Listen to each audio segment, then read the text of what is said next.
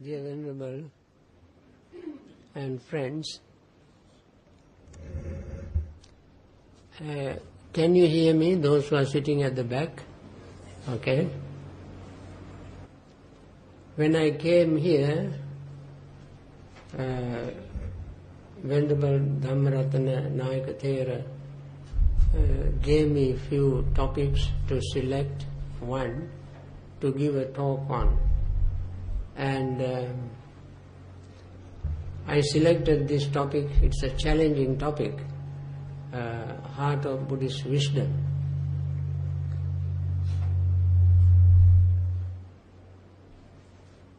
So I like to divide this time into two sections.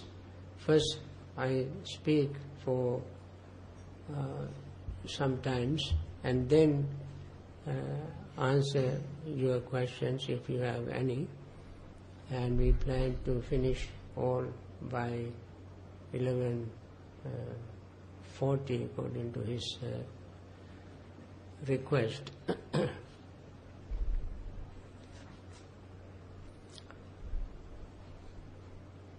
Since you all are interested in Buddhism and some of you are Buddhist, this topic is very important. Why somebody wants to talk about Buddhist wisdom?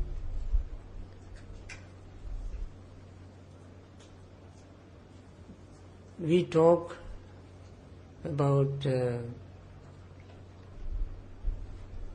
compassion and wisdom in Buddhism. And Buddha himself is known to be an embodiment of compassion and wisdom. Does that mean that others did not have wisdom? Probably they did. They have their own wisdom. But Buddhist wisdom is very special.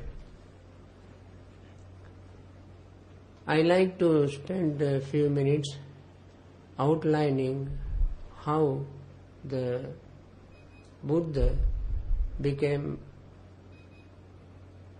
wise, wiser than most other people, from his own lifestyle, from the things that he taught. We can see how wise the Buddha and his teaching are.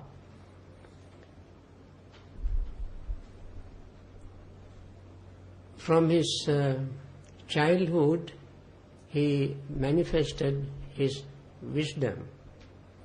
He was not an ordinary person. He was a genius. Any tiny little thing is enough for a genius to evoke to the reality, to open to the reality. So he was, from his childhood, a contemplative person. Every tiny little thing he learned from anything, and he saw the true nature of life, which was not very pleasing to him. So he always spent his time trying to figure out how to find a solution to life's problems without much help from his parents, teachers, associates, friends, and so forth. His wisdom was so deep that when he visited his teachers, as you all know, he outshone the teacher's wisdom. Last two teachers are Alara Karama and Uddaka Ramaputra, as you all know. And he learned their teaching very quickly. as soon as he heard the words and as soon as the word escaped their lips, he understood the meaning. That shows how sharp, how intelligent, how wise he was. Then he realized what he learned from them was not sufficient for him to gain what he was looking for. And he returned to them and asked, is that all you have to teach me? They said yes. But at the same time, Prince Siddhartha Bodhisattva saw that these two teachers have intelligence, wisdom. They had saddha, sati, virya, samadhi, panya. Faith, mindfulness, effort, concentration and wisdom. They had wisdom. But still they are stuck in samsara. And he learned from them a system of meditation, and even after practicing their method of meditation, he still remained in the same boat along with them. And when he saw them having these 5, what we call spiritual faculties, he began to question these spiritual faculties are the faculties which later on he developed to attain full enlightenment. But the teachers have the potential, they have these 5 spiritual faculties, but they have not utilized these spiritual faculties because their wisdom was not that sharp and deep. So, their saddha, faith, was limited to what they knew. Their effort was limited to what they have achieved. Their mindfulness was limited to what they have learned. Their concentration was limited to gain the highest degree of one-pointedness of mind. Their wisdom was limited to end their hindrances. Now the hindrances like greed, hatred, sleepiness, drowsiness, restlessness and worry and doubt are suppressed by attaining the highest level of concentration. And therefore they were wise enough to overcome these hindrances and attain the highest level of concentration. But that is not the end of the whole practice. And although he himself followed their instructions, he could not find a solution to what he was looking for. In his deepest wisdom, he realized that they would be, even after their passing away, they would stay in samsara. So he was looking for a way to get out of samsara. But their teachers had not found it, in spite of all these achievements. Through concentration, these individuals would pass away and take rebirth in Brahma realms, where the lifespan is for many eons. Once that lifespan was over, they would be reborn in other heavens or even human lives and still repeat the same thing all over again. So they caught up in this vicious cycle of birth and death. So they could not, because they were not so, their wisdom was not so deep and sharp, and they kept on following that. Then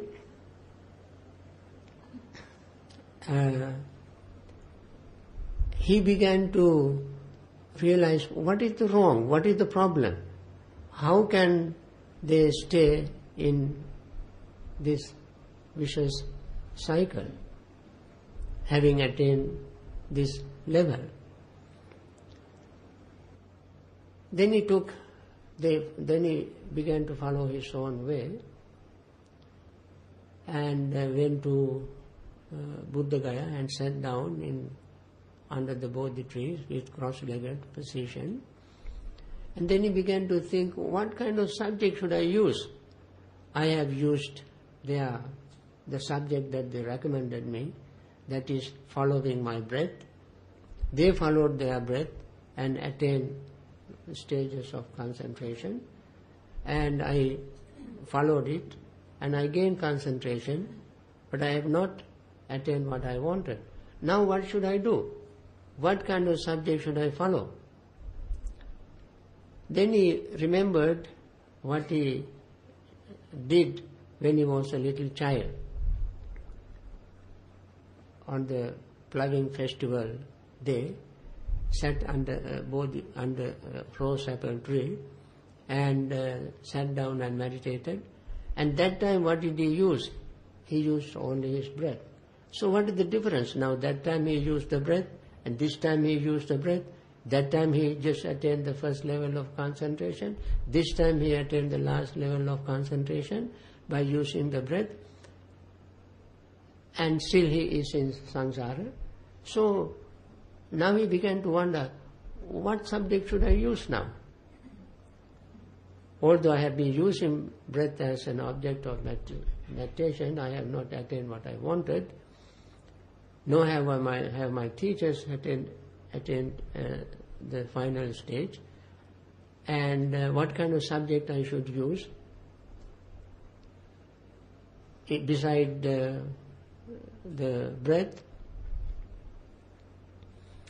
Then this is how wisdom works. Because of his penetrative insight, because of his wisdom, he thought, nothing wrong with the subject. But none of my teachers knew the hidden secret in this subject. Something is very deeply embedded in this subject of breathing. What is that? He realized in the breath there is all the necessary and sufficient conditions for attaining liberation. And that secret is penetrating the breath, using the breath and using the breath, he wanted to penetrate the breath. And he found within the breath there is a very important factor which affects all living existing things. That is impermanence. He saw the breath is impermanent. Whatever is produced through the breath also impermanent. We all are alive because of breath, and our lives are not permanent. Just like the breath is impermanent, life is impermanent. Every living, breathing being is impermanent. No matter how lofty the life is, it is impermanent. So when he was struggling, looking for a state beyond this cycle, he saw being oneself subject to birth, decay, death, sorrow, lamentation, pain, grief and despair. If one were to unite with somebody else who also is subject to birth, decay, death, sorrow, lamentation, pain, grief and despair, then you multiply your problems twice. You yourself being subject to this, you join with someone else who also is subject to these things, then instead of reducing your birth, growth, decay, death, sorrow, lamentation, pain and grief and despair, you multiply it, you add another being into that. So, he wanted to get out of that. He wanted to get out of this vicious cycle. And then he saw all these beings are made to be alive through the process of breathing. And within that process, he found something called impermanence. And his teachers did not see that. Teachers used the breath to gain concentration, but they did not see this hidden secret of impermanence, of concentration. And then he saw whatever is impermanent is not satisfactory, because no matter how long it lasts, it is not giving us permanent satisfaction. Buddha would not appear in the world when people cannot understand impermanence and unsatisfactoriness. So he came to this world through many eons of practice to learn this, teach this, and then attain liberation. So he saw this. He saw in this very subtle, very precious, very important phenomenon called breathing, there is impermanence. And he penetrated that. And he saw impermanence, every impermanent thing is unsatisfactory, not purely because they are impermanent, they are unsatisfactory, but because of the attachment to the impermanent things, we experience unsatisfactoriness. Something can be impermanent, and yet we will not become unsatisfactory with that impermanent thing, because whatever certain things impermanent are unhappy things, unpleasant things. When they are impermanent, we experience pleasantness. For example, when you have pain, pain is impermanent, and when pain disappears, you experience pleasure. Therefore, the change of pain, disappearance of pain, does not cause you pain, which rather causes you pleasure. Something you appreciate and you are attached to it, when it, whatever you are attached to it, when that particular thing fades away or disappears, you will be unsatisfactory, unhappy. For example, suppose you have a cup. The cup is brittle, subject to change, and sometimes one day it will fall and break into pieces. Then you don't worry about it, because you can get another cup. So the breaking the cup would not make you unhappy. You know it is impermanent, it disappeared, so you get another cup.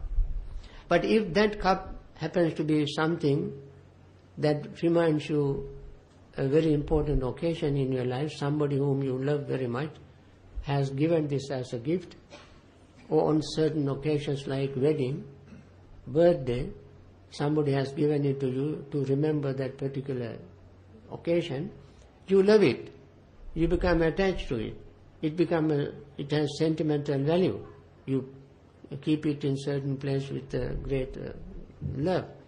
And if it breaks, then you will be unhappy. Why? Not because the cup was brittle, subject to change, but because your attachment to the cup, you become unsatisfactory. So everything impermanent is unsatisfactory so long as we are attached to it. If we are not attached to it, no matter how things are impermanent, that they don't make us unhappy. So Siddhartha Gautama saw this reality. It is, everything is impermanent, and everything impermanent makes us unhappy so long as we are attached to it. We cling to it. And then he saw the reality of not having something to stop this. When we are attached to something, and when it disappears, we become unhappy, and nobody on earth can make us happy. There's no power within us. So he saw this. Seeing these three things so clearly, he realized this is the way, this is the method, this is what I want to realize. So he abandoned his teachers and went to Buddha Gaya, sat down and start focusing his mind on this reality, experiencing this reality, focusing mind on this reality. He gained deep concentration. When you gain concentration, you utilize concentration. You don't stop there. When you gain concentration, only then can you see things exactly as they are. As Buddha has mentioned in many times, samahitang cittang yatha bhutang pajanati, concentrated mind sees things as they really are. So when he went to Buddha Gaya, sat down and started practicing concentration meditation, and gained what we call jhanas, number 1, 2, 3, 4. When we gain the fourth jhanic state, which has 8 very special qualities, like the purity, parisuddha, pariyodata, white, anangana, without stain, vigatupakilesa, without idiosyncrasies, mudubhuta, soft, khammaniya, pliable, tita, steady, ananjapata, imperturbable. These are the qualities of the deeply concentrated state of mind. It's a very powerful state of mind. With this state of mind, his teachers had this state of mind, but they did not know how to use it. Siddhartha Gautama's wisdom was so deep, so sharp, so powerful, that he learned how to use this very clear, sharp, pure, steady, imperturbable state of mind to look at his own life. And he saw this cannot be the one and only life. He saw the pattern this life has followed. He saw this life has certain traits which he has not acquired only in this life. He saw that this life has brought something from another life. So he began to contemplate, and he saw many eons of his previous lives. That's called Pubbye Nivasanusati Jnana. And this he discovered through his own wisdom, and he went back as far as he could to the almost infinity and found there is no beginning. Many people try to find the beginning of life, beginning of universe, beginning of world. Then through his deep insight he realized there is no beginning. No beginning. This is one question many people ask these days. How can something exist without a beginning? How things started, how the world started, how the universe started, when started, and so forth. For some people, answer is very simple, and they say it was created and so forth. Then that leads to further tricky, hair-splitting questions, which they cannot answer. Buddha did not want to get involved in that. He realized, he saw with his deep wisdom, there is no particular beginning. And then he looked at the life of other individuals. And they too die and take rebirth according to their karma, just like he did. And he could not find the beginning of their lives. And then, this is the most important point in his wisdom. Then he tried to connect these two. Now, I could not find the beginning of my life, and I cannot find the beginning of their lives, but this keeps, these lives of ours keep going on and on and on forever. What is the reason why this happens?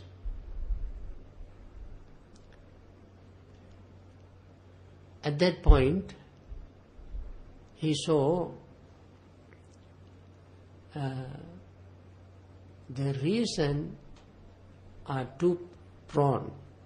One is ignorance, the other is craving. Ignorance and craving. Because of ignorance, the living individuals commit all kind of wholesome, unwholesome, physical, mental, verbal activities. Wholesome, unwholesome, physical, verbal, intentional activities are committed through ignorance. And ignorance itself does not have a beginning. You cannot say ignorance started at such and such a point. Before that you did not have ignorance. If you did not have ignorance at one point, there is no reason for you to have ignorance after that.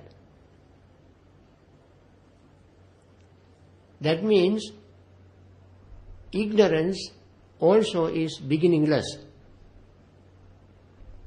A beginningless ignorance makes this beginningless life.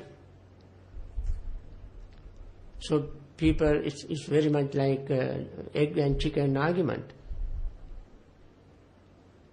And then ignorance cannot exist without greed. Nor can greed exist without ignorance. So, and these also are intertwined. This is what we call catch-22, and there is no escape. So he found this. He discovered this. And then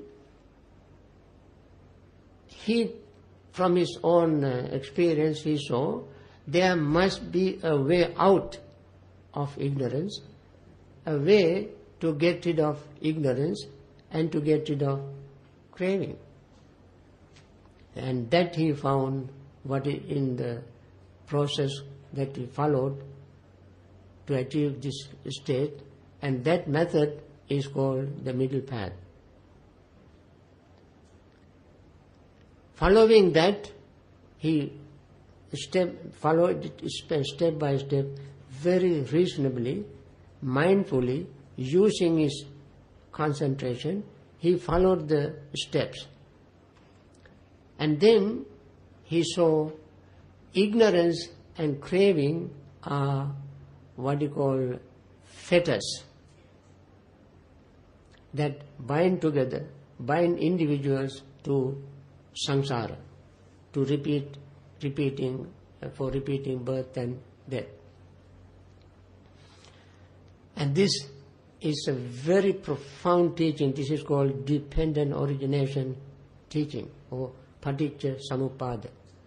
When he realized this, he was able to overcome his greed and ignorance and destroy his fetters and defilements. This is called the knowledge of destruction of defilements. And that instant he attained full enlightenment. So the binding factor of ourselves to samsara are these two factors, ignorance and craving. And nobody prior to him or even after him gained this wisdom. That's why Buddha himself, after the attainment of enlightenment, even in his first sermon, he mentioned that among human, divine, Brahmas, nobody before him had attained this stage. And also, this stage he realized through 3 levels. At 3 levels. A level of theory, and level of practice, and level of realization. At one level, he knew it as a theory. And he did not stop it as a theory, he put the theory into practice. When he put the theory into practice, he came to realization. Only then, without any hesitation, he declared to the world from his own experience that he attained full liberation, enlightenment. So,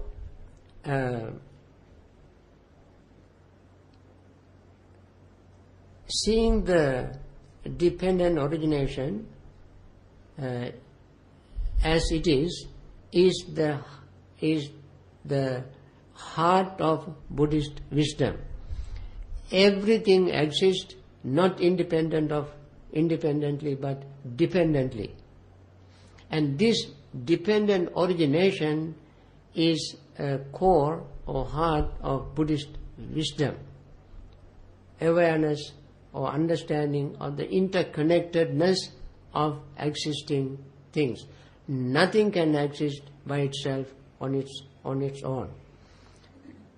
The method he employed to achieve this is called the Noble Eightfold Path. That is why sometimes we call his teaching is the middle path or the Noble Eightfold Path. So, this is not very easy to realize. One who realizes this, one who understands this, attains this stage, is called awakened one, or an enlightened one, or the arahant. Who knows when he attains that level? This is very difficult for many people to understand. One who attains this level can say very confidently, with trust, without any hesitation, one can say, I have laid down the burden. I have done what was to be done. There is nothing more to do.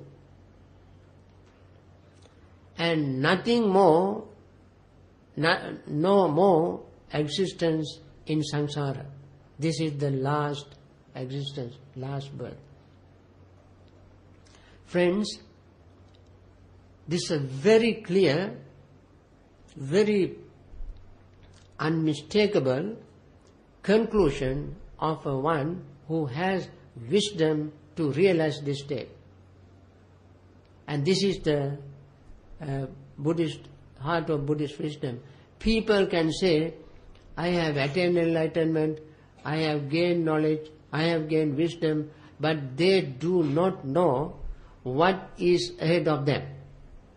What have they done? What they still have to do, they don't know. They just make this expression, the statement, without knowing what they have done, what they have to do. So somebody who has this kind of deep wisdom can say without any hesitation that I have done what was to be done. And that is the person is very intriguing whenever we begin to think about it. The person who's seeing all kind of problems in the world, countless trillions of problems in the world, that person can remain very calm, steady, peaceful, equanimous, without being affected by worldly vicissitude. Why? Because the person has gone through all the problems in the world. Every problem the person has encountered, seeing, and therefore seeing, Buddha is the one who can see the world's problems. It is said that whenever he wanted to know any person's mind, at any stage, he was able to see the mind at any stage. If you have that ability without having this wisdom, you will go crazy. Because people have so many problems. 6 billion people among human beings, and countless animals, countless divine beings. All of them have one problem, not all of them have millions of problems, each of them. And Buddha was able to see them whenever he wanted. But he never went crazy. Why? He was very, very deep, he had deepest wisdom. So, this is why in Mangala Sutta you read the last stanza, it said, Puttasa lokadhammehi chittang yasa na kampati asokang virajang kemang etang mangalamuttamang. Being encountered worldly vicissitudes, if one's mind does not shake and mind does not fill with sorrow and lamentation, and remains without the stain, that is the highest blessing. Only when you have the deepest wisdom, you will have the highest blessing. And I give you another very simple example. The example is simple, but the message is very profound. Just to understand what Buddhist wisdom is. Buddha said, seeing the body like a clay pot and seeing the mind like a city, one should fight Mara of defilements and gain or win the fight. Once you win the fight and gain, protect it without attachment. It sounds very tricky. Looking at the body like a clay pot. The body is subject to break, like clay pot. Kumbhupamang kaimamang viditva, nagarupamang chittamidang tapekta. See the mind like a city. Just imagine a city, like Singapore city, or New York City, or Colombo, Calcutta. You will go crazy. So many things are happening in a city. So many things. And those things are happening in our mind.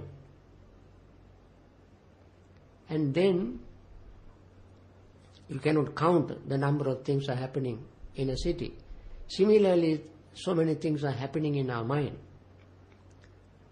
And yet, using your weapon of wisdom, fight the Mara in the mind. Mara is all kind of defilements, all kind of problems, all kind of atrocities, all kind of tension, worries, fears, anxiety and so forth. So many things are happening. But using the weapon of wisdom, you gain When you use the weapon of wisdom, you gain. Once you gain, protect what you have gained without attachment. How can you do that? The very fact that you try to protect something is an indication that you are attached to it. If you are not attached to it, you attached to something, you will never try to protect it. Buddha said, labham paticca, tannang paticca pariyasana, pariyasanam paticca labho, labham paticca pariggaho, pariggaham paticca ajjesanam, ajjesanam paticca vinicchayo, vinicchayam paticca arakkam paticca, so forth, in Mahanidana Sutta. Because of our desire, we search, research, look for something. When we search and research, we find something. Then we decide what to keep, what to give away. What you have kept, you got to protect it. When you try to protect it, you have to safeguard it. To safeguard it, you have to have lockers and a safe deposit box and fences and walls and weapons and guns and bombs and so forth to protect what you have. And then you start fighting, verbal fighting, physical fighting, using weapons and so forth. Why? Because you are attached to what you have. Here Buddha said, you fight the Mara with weapon of wisdom, wisdom weapon. Fight the Mara. To overcome all these mental states, defilements. And then you gain. What you gain, you protect it without attachment. When you fight with Mara, what do you gain? What is Mara? Mara is Kamate Patamasena. Mara has its army. Greed is one battalion of Mara. You fight greed. Using your wisdom, you fight. When you fight the greed, what you gain is the thought of generosity. When you gain the thought of generosity, don't become attached to the thought of generosity. And protect your thought of generosity without attachment to generosity. Even if you become attached to generosity, you have not won the war with the Mara. Because you are attached to generosity. Attachment, you are fighting attachment, and once you gain generosity, and if you try to attach to the generosity, you have not won the war. You have not won anything. So Buddha said, this is a very tricky thing. You want to practice, for example, metta, loving friendliness. You want to practice. You have to fight against the hatred. And you fight the hatred and become friendly, gain friendship, gain metta. If you become attached to metta and you hate to lose metta, you have not won. You have lost. See the wisdom, the way how the wisdom operates. We have to be very, very sharp, clear in our understanding of wisdom, to use it to live wisely. So Buddha said, Jitancharakke anivesanosya, protect what you gain without becoming attached to what you gain. But that is a very tricky thing. You cannot protect anything if you are not attached to it. So,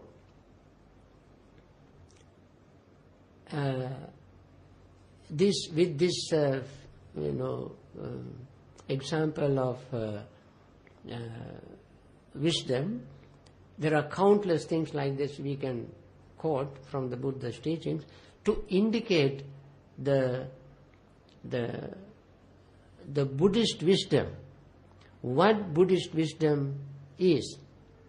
It's not very simple thing. One has to be very wise. That is why the Buddha said, this Dhamma is for the wise, not for the unwise. Panyavantasan dhammo nayan dhammo duppanyasa. There are 8 great noble or great persons' thoughts, 8 thoughts of noble person. The 7th of them is the thought that this Dhamma is for the wise, not for the unwise. And that is why the Buddha said this Dhamma should be realized by the wise individual. Pacchattam veditabbo vinyuhi. This Dhamma is to be realized by wise individuals. The wiser you are, the deeper your understanding of Dhamma. And that is why wiser people these days are becoming Buddhist all over the world.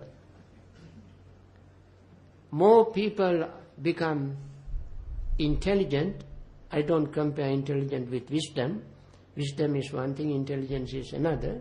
But those who are intelligent can gain, if they work hard using their intelligence, then they can gain some wisdom, which leads them to understand the teachings of the Buddha, subtle, profound wisdom of the Buddha's teaching. With this note of wisdom, I like to stop the talk. As Venerable Dhammaradhana suggested, we should have some time to answer questions. So I stop here. Please don't hesitate. We have very few minutes to ask questions, and I'll be happy to answer your questions.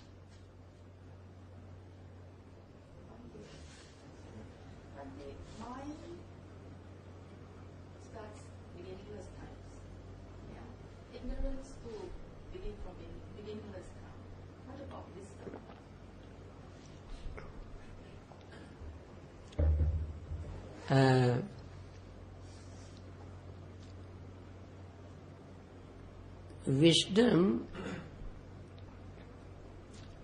when any moment we minimize our ignorance, wisdom arises. When we eliminate ignorance completely, wisdom becomes fully blossomed. So long as ignorance is there, wisdom is concealed, hidden, and therefore there is no any particular time limit or beginning of wisdom. It is just like ignorance. The moment ignorance, wherever ignorance is weakened or eliminated, that moment, that place, that individual will have wisdom. So these are two, as I mentioned earlier in the Buddha's teaching, according to dependent origination, wisdom depends on ignorance, and ignorance depends on wisdom. The moment wisdom disappears, ignorance arises. The moment ignorance disappears, wisdom arises. The moment wisdom disappears, ignorance arises. Yeah.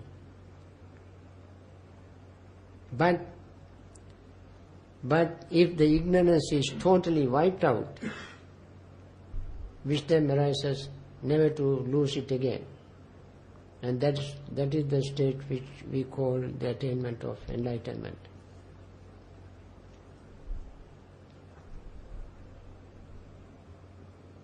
Yeah. If one can capture the pleasant and unpleasant feelings upon contact and no thoughts is being created subsequently, there's no wholesome and unwholesome deed created, would there be any karma? Is there any karma? If you capture the pleasant and unpleasant feelings upon contact, and don't respond to it, to have subsequent thoughts be created. Now, catching pleasant and unpleasant feeling at the very beginning helps the person to neutralize the feeling. But that doesn't stop committing karma, because feeling itself is not the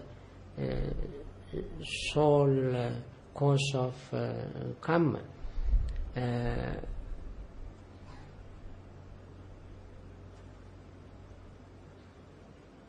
When we have a feeling,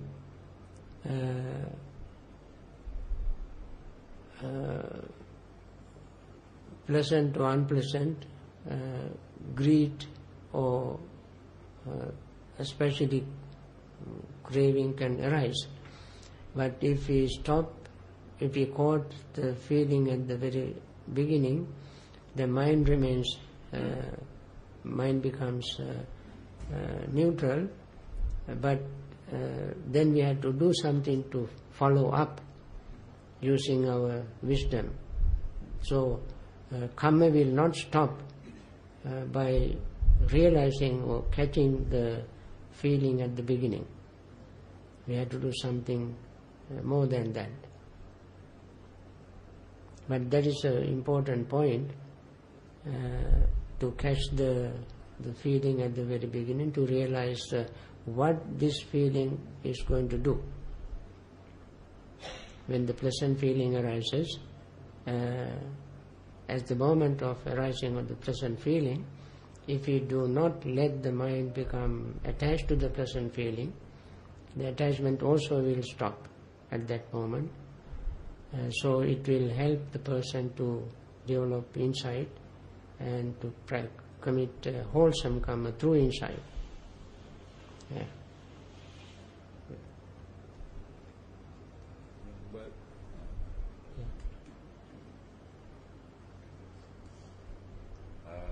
Generally, we know arahants or enlightened beings do not perform fresh karma, but they do actions. That's what we learn. Mm-hmm. So Venerable Sir can say something about that? Yes, actually that's very true. Arahants also experience pleasant and unpleasant sensations, but since their ignorance is totally wiped out, the pleasantness and unpleasantness of their feelings will not influence their mind to create karma. Karma is definitely created by ignorance. So since an arahant has eliminated ignorance completely, whatever he or she after attaining arahanthood does simply become an action without effect. It is just like barren fruit which is not cannot be fertilized, infertile fruit. The fertility of the fruit in this analogy of karma is what is called ignorance. Ignorance fertile karma. So when ignorance is completely eliminated, an arahant, whatever arahant does, will not become a karma. It is the karma, that is why Buddha said, avidya-pacca sankhara. Depending on ignorance, sankhara arises, commits. Sankhara means wholesome, unwholesome, imperturbable karma. So when the very root of karma is totally eliminated, then karma will not take place. Yes? Yeah. You mentioned just now that passing attachment to impermanent things, but would this non-attachment evolve into indifference? Non-attachment evolve Into indifference? indifference? Yeah. Mm-hmm. I mean, if you become non-attached to a lot of these things, will it become indifference rather than non-attached? When you don't have attachment, would you become indifferent? Yeah. Not necessarily. Actually, indifference is a negative mental state. Non-attachment is something totally positive. Non-attachment. Meaning the mind remains very equanimous, even-mindedness. Equanimity is a very positive, wholesome, highest altruistic mental emotion. They are among emotions pleasantness, unpleasantness and equanimity. Or in 4 Brahma Viharas, highest is equanimity. Brahma Viharas are very positive mental states. Highest positive mental, emotional state is called equanimity. That is the state that the Buddhas, Arahants maintain all the time. And that is the state you gain when you attain jhanas, highest jhanas state, equanimity. Equanimity is not a neutral, negative position, state of mind. It is balanced state of mind. When the mind is balanced, mind can remain unaffected by negative things. And therefore, when we are not attached to something, we, on the one hand, we can appreciate it. We can appreciate anything when we don't have attachment. If we have attachment, we appreciate certain things and not other things. Because the attachment always is a biased state of mind. When we don't have attachment, we can appreciate anything in the world. So it will not be something negative. Not indifference. Indifference is totally the opposite of equanimity. Yeah. The Pali term upekha Right. is translated as indifference by some people. No, That's is why this problem comes. right. This is why we have to learn Pali. When we learn Pali, we can get the correct meaning from Pali language. When you translate it into any other language, we lose the essence, the spirit of the original word. As he mentioned, if you translate upekha as indifference, then that gives a totally different meaning. Yes. Upekha, upa means equal, balanced. Ikkhati means seeing. Your mind is like a scale. Now in the scale, there's a needle, not the bathroom scales that we use these days. The scale that has 2 buckets, 2 plates. In the center, there's a needle. So when the needle is right in the center, both sides of the scale are at equal level.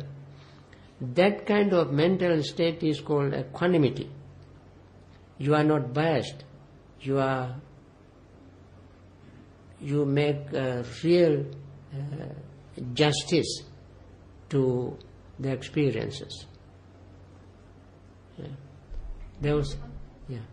Does it mean since arahants are equanimous, they shouldn't be having pleasant and unpleasant, or they still have pleasant and unpleasant feelings, but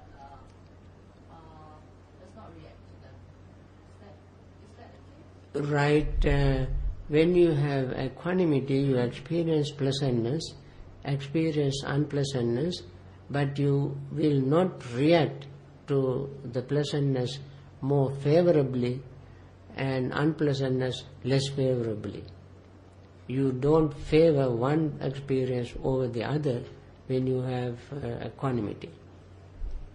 Yes. Yes. Maybe last question, huh?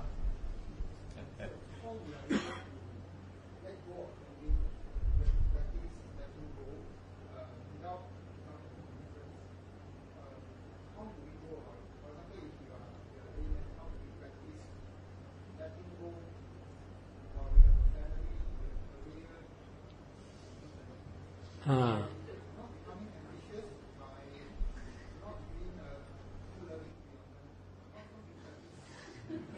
I think how to practice letting go without letting go.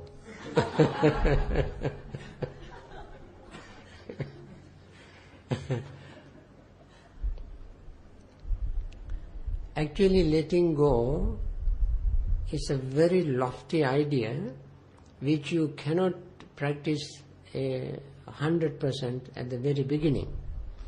You got to learn to let go of things slowly and gradually, little by little at a time.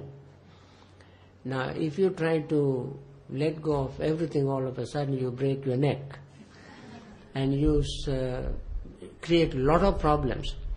You know, even Siddhartha Gautama, when you read the life of the Buddha, you can see that he practiced letting go of things for eons and eons and eons by giving up little bit at a time. For example, you can start letting go of your attachment to junk food. First, let go of your attachment to junk food. That's not difficult. But if you have become obsessively attached to junk food, it will become difficult. So you got to make a determination to stop that and think of your health, positive side, and then decide to eat moderately, good food. And then you can let go of the junk, desire for junk. Likewise, we train our mind to let go of marginal things, you see, and then train the mind to let go of other things.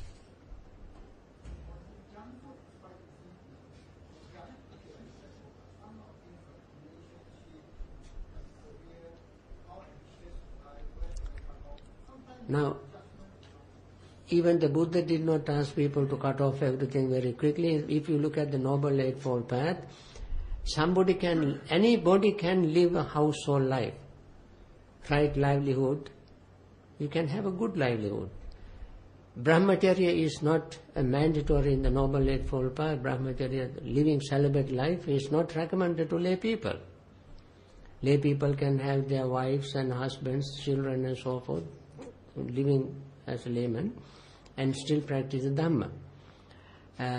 What he asks us to give up is the obsessive clinging, obsessive attachment. That would become a sickness.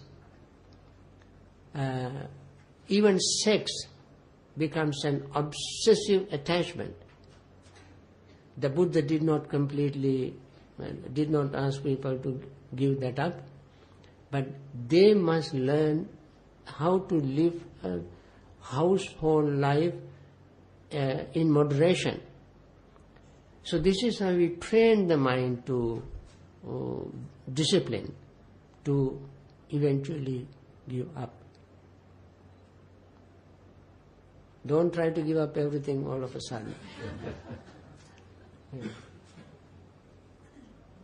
I think we can end, but before that I would like to ask something related to your question. I think there are two important words in Buddhist, words in Pali language we have taken from Buddhist teaching. Prema and metta. So Buddhists can have metta, but can avoid, I think, prema. Yeah. But the Buddha said, premato jayati soko. Right. Prema or attachment can bring sorrow. soka or sorrow. Right. Then, but never said metta jayati soko. Right. Metta can bring, metta also a kind of love, I think. Right. But it is a greater love. Yes. But I feel Buddha has taught us to have a greater love than lower level of love with attachment. Right. So if Venerable can say something about that, Now I say the same thing there are two words. I use the word desire, wholesome desire and unwholesome desire. Unwholesome desire is desire to perpetuate desire, to increase desire. Wholesome desire is desire to be desireless. So, metta is a wholesome desire. And the nearest enemy of metta is greed, attachment, clinging. Why it is called nearest enemy? Because greed disguises as metta, as loving friendliness, and gets so close to your heart. That is why sometimes people say, I practice metta to my girlfriend. Practice metta to my boyfriend. That is not metta. But attachment to that closest friend appears to the person as loving friendliness. So these two are diametrically opposite mental states, but appear to be the same. And therefore the Buddha said the nearest enemy of metta is greed. The farthest enemy of metta is hatred. Because farther enemy, when approaches, you can see. Similarly, when anger arises, you can see and you know it is painful. So, the wholesome side of it is metta, that is very altruistic. You don't say, I practice metta to you on these conditions. We don't say that. I practice metta to the whole world if the world treats me in this way. We don't say that. Without any condition, I practice metta to all living beings. And that is why metta is more altruistic, higher, greater than desire, ordinary desire. As he said, Pema. Filial love for children, love for parents, parents love for parents love for children, children's love for parents. It's a good love. But there is a clinging, craving, attachment to each other, which is not equivalent to metta practice. But parents can have metta towards children, children can have metta towards parents without any condition. Children can say, Daddy, Mommy, it doesn't matter what you say to me. I have tremendous metta towards you. Parents can say to children the same thing.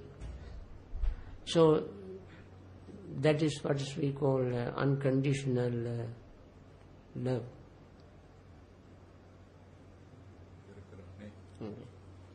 So we can close this session this morning. I am very pleased that you all came and asked me very intelligent, meaningful questions. Please keep up with your practice and try to come up with more questions next time. And we have to close it. Thank you very much for your patient listening.